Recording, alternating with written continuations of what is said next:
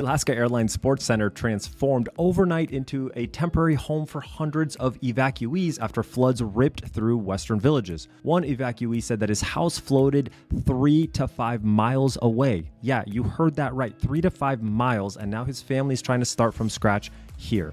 Basics like cots, food, and shelter are being handled, but the bigger question looms: when and if and how do people go back? Anchorage officials say many evacuees might be here through the winter or even longer, and that hits different when you live in Alaska. So here's the kicker. How do you make a city feel like home when your old home is no longer around? I've posted several videos on donation areas and centers and what's actively being needed and requested to help these people get through the winter.